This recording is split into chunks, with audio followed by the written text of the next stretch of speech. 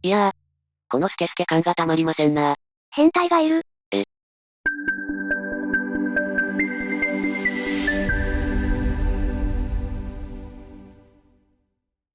皆さんこんにちは、ウプ主のシュラウドです。皆さんこんにちは、アシスタントのシュラミです。今回はこちら。MSI サイボーグ 14A13V になります。あれサイボーグって確か。そう、スケスケです。いやスケスケをそんな強調しなくても。いや男はみんなスケスケ好きですから。はいはい。ということで今回は新しくなったサイボーグを見ていきたいと思います。もしこの動画が少しでも参考になったら、ぜひ評価、チャンネル登録よろしくお願いします。それでは行ってみましょう。ではまずはホームページから確認していきます。トップ画面には可愛らしいお姉さんとノートパソコンが映っています。前回のサイボーグ15の時はイケメンのお兄さんでしたが今回はお姉さんですね。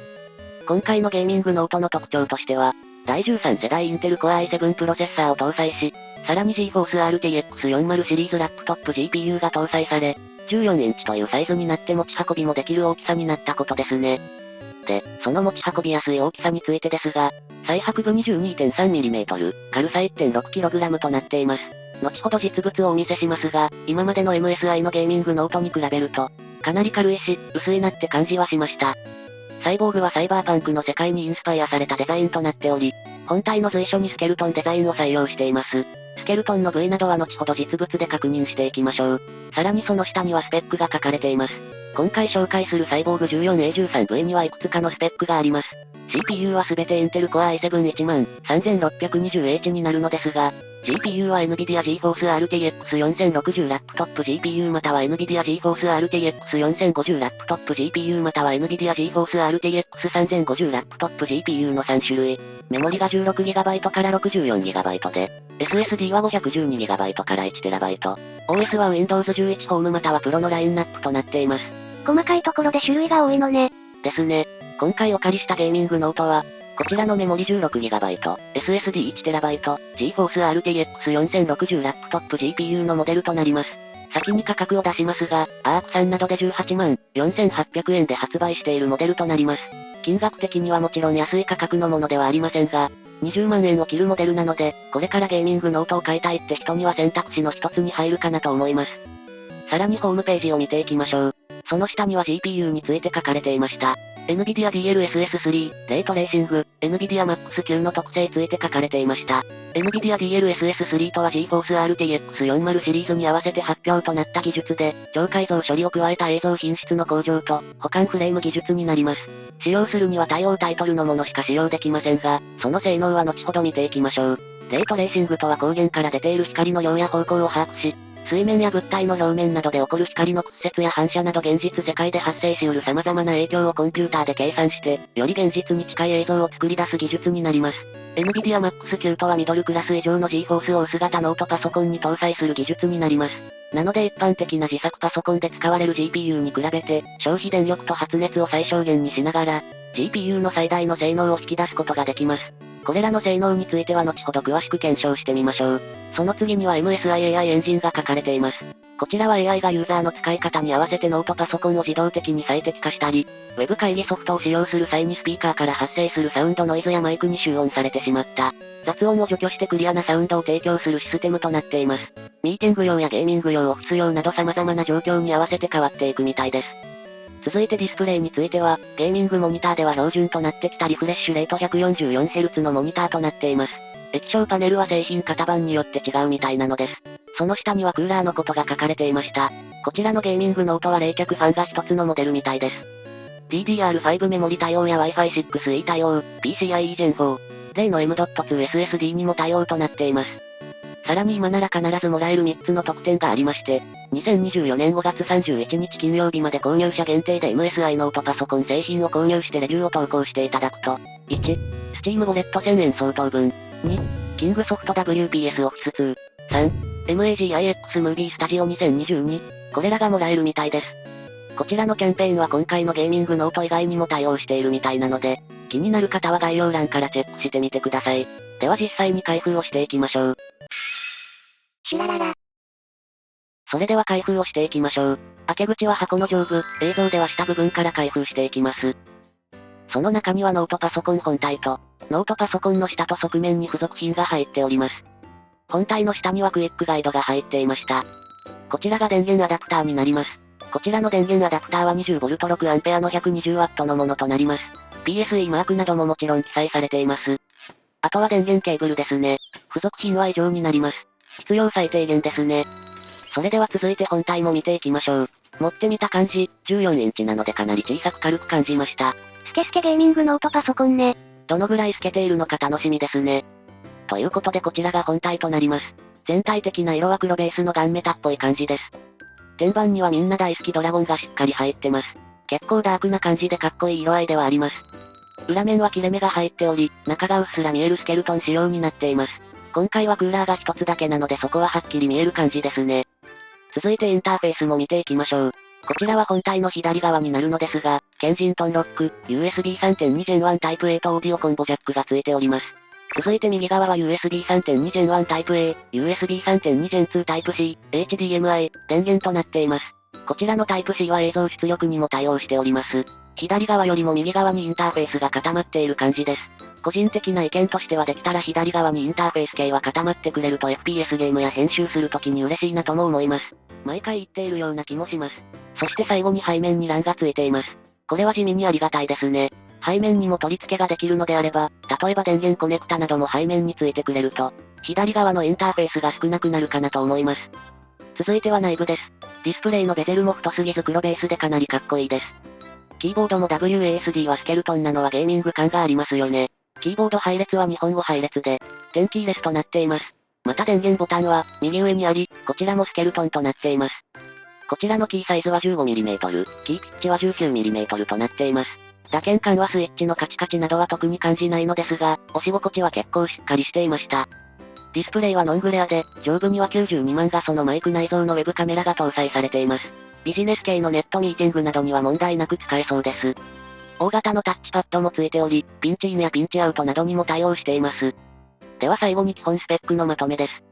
CPU はインテル Core i7-13620H で、10コア16スレッド。メモリは DDR5 8GB×2 の 16GB。SSD は M.2 NVMe1TB。GPU は GeForce RTX 4060ラップトップ GPU 8GB。GDDR6。無線関係は Wi-Fi 6E11AX、Bluetooth 5.3、ディスプレイは14インチ、WUXGA1920×1200、ノングレア、144Hz、OS は Windows 11ホームとなります。大きさは 314.7×233.5×22.3mm、重さは 1.6kg。本体カラーはブラック&スケルトンで保証期間は1年間となっております。では実際に動かしてみましょう。シュラララ。まずは起動時間を見ていきましょう。スイッチオン。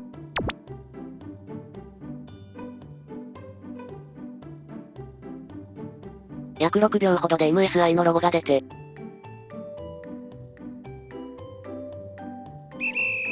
約12秒ちょっとでデスクトップ画面まで出てきました。これなら特に不満もなく作業に入れそうですね。まずはタスクマネージャーの確認。インテル Core i7-13620H の10コア16スレッドでしっかり認識されています。続いてはメモリ。速度は 5200MHz で 8GB が2枚となっています。続いて GPU。こちらも特に問題はないですし、アイドル時では34度でかなり冷えていますね。で、今回面白い機能がありまして、こちらの矢印キーのところになんかマークが書いてあるのがわかりますかね？ああ、なんか書いてあるわね。こちらのキーなんですが、ファンクション足す矢印キーでそれぞれの特有の動作ができます。まずはファンクション足す右矢印キーを押すと、このようにとっさに画面を消すことができます。何がとは言いませんが、突然部屋に人が入ってきたりした時には便利そうですね。なんか言った。いや何も言っていません。続いてはファンクション足す上矢印ですが、こちらはファンが 100% 状態になります。急激に冷却したい場合など、そういった時に使えると思いますが、意図的に 100% にしたい人ってどのくらいいるんだろう。続いてはファンクション足す左矢印ですが、こちらは動画などの再生と一時停止ができます。もちろん音楽とかでも使えるのですが、割とスペースキーで再生と一時停止ができるからわざわざこれを使う人がいるのかどうか。確かに一つのキーでできるのにね。そして最後に、ファンクション足す下矢印ね。実はちょっとこれが厄介なもので。どういうこと？まずは映像をご覧ください。なんか変わった。ショートカットキーを押してからちょっと時間がかかるんですがこちらに注目。あ、なんか赤いのが出た。はい、こちらレティクル機能なんですよね。レティクルはハードウェアチートとしてグレーゾーンなところもあって、いろんなメーカーのモニターなどにもついている機能ではあるんですが、個人的にはこれをゲーミングノートパソコンのショートカットキーには入れてほしくないなというのが正直な感想です。ただこの状態で Apex を起動させると、なぜかレティクルが消えちゃうんですよね。おそらくモニター上に出してるんではなく、ソフトとして表示しているからかなと思いますが、まあどちらにしてもこれは注意が必要かもしませんね。では性能検証いってみましょう。シネベンチ R23。それではシネベンチ R23 からやっていきましょう。インテル Core i7-13620H は10コア16スレッドなのでマルチタスクでも十分性能が出せそうですね。では結果を見てみましょう。マルチは13293と15322、シングルは1793、最高温度は85度と78度でアイドル時は37度でした。冷却面で見ても最高で85度までしか行っておらず、かなり冷却に優れているのかなと思います。ただそれなりにファンの音はしますけどね。では次はゲーム系ベンチマークの検証もしていきましょう。ファイナルファンタジー14。続いては FF14 ベンチマークになります。設定は解像度フル HD で、3種類の設定で行いました。結果はこちら。最高品質はスコア18687、平均 FPS131、最低 FPS71。高品質ノートパソコンはスコア22261、平均 FPS159、最低 FPS79。標準品質ノートパソコンはスコア25609、平均 FPS186、最低 FPS79 という結果になりました。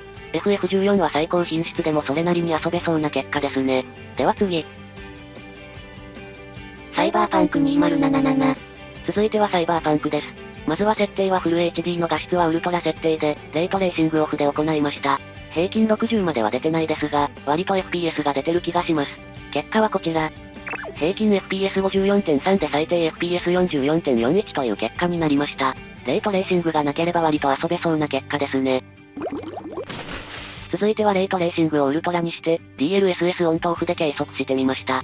RTX4000 番台から DLSS3 が使えるようになったので、その差がどのくらい出るかですが、倍までとはいきませんがかなり数値が上がっているのがわかるかと思います。では結果も見てみましょう。DLSS なしの方は平均 FPS22.89、最低 FPS20.10。DLSS クオリティの方は平均 FPS42.57、最低 FPS34.57 という結果になりました。やはり DLSS を使うとかなり FPS が上がるのがわかりますね。レイトレーシングの設定をもう少し下げれば、サイバーパンクをレイトレーシングありで遊べるかと思います。では次。シティーズスカイライン2。続いてはシティーズスカイライン2になります。設定は高で10万人規模の街の様子を見てみました。夜の雨ということもあり、画面を動かすと見にくい部分もありますが、一応動いていますね。平均 FPS は10前後なので快適というほどではありませんが、設定を下げれば遊べなくはないかなと思います。っていうかシティーズスカイライン2重すぎ。では次。アーク。設定はフル HD の最高設定でリスポーン地点をちょこっと遊んでみました。実際にやってる感じでは特にカクつき等もなく、普通に快適に遊べるなって感じでした。こちらは徐々に共有が増えたり、マップによっても FPS が変わってくるので、参考程度に見ていただければと思いますが、平均 FPS60 以上は出るかなと思います。では次。パルワールド。パルワールドもやってみました。設定はフル HD の最高設定になります。こちらも場所によって FPS が変動するので参考程度に見ていただければと思います。で、映像を見ると平均 FPS が60を下回ってしまっており、安定して 60fps を出したいのであれば、少し設定を下げないといけないかなと思います。まあゲーム自体はできないことはないんですけどね。では次。フォートナイト。続いてはフォートナイトになります。設定はフル HD の最高設定で、画面左側がダイレクト X12、右側がパフォーマンスモードになります。リプレイ再生前はダイレクト X12 で行ったのですが、特に不満を感じることはなかったですね。ただこのリプレイ再生を見ると FPS が結構変動していて、FPS ゲームとして考えた場合は、やはりパフォーマンスモードの方が安定はしそうですね。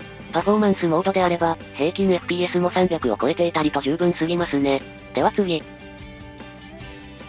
Apex Legends。続いては Apex Legends です。設定はフル HD で、画面左側は最高設定、右側は競技設定となります。まずは訓練場の爆破実験から。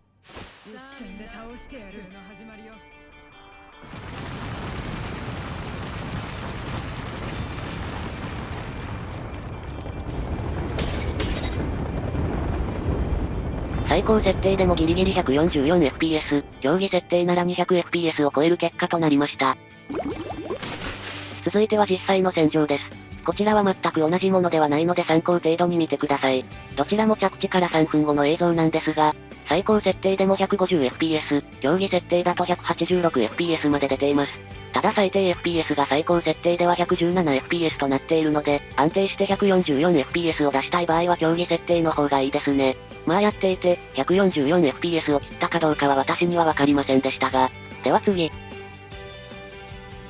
動画エンコード。動画エンコードもやってみました。解像度 4K の5分間動画を 4K に再エンコードした時間になります。使用したソフトは左から YMM4、ハンドブレイク、プレミアプロになります。結果はこちら。YMM4 が19分12秒、ハンドブレイクが8分53秒、プレミアプロが4分6秒となりました。やはり無料ソフトでは有料のプレミアプロに勝てないですね。動画編集なんかも問題なくできるかと思います。では次。消費電力&音量測定。消費電力はワットモニターでの計測。音量測定はパソコンから30センチ離れた位置で計測をしました。結果を見てみましょう。それぞれアイドル時、シネベンチ R23 時、FF14 ベンチマーク時の結果です。アイドル時は平均約 20W でファンも 30dB 後半で結構静かでした。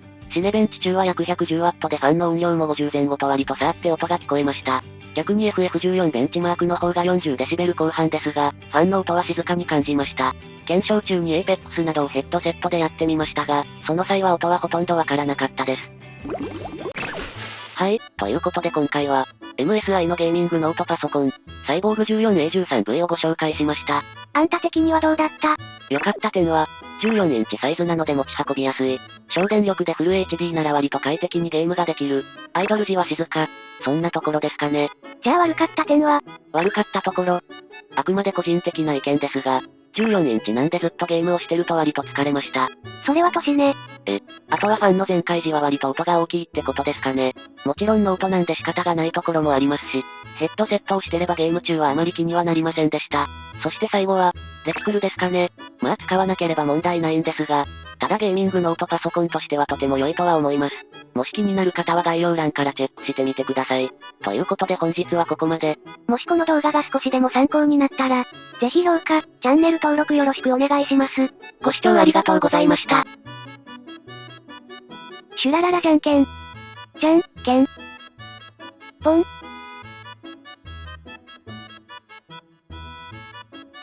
またねー。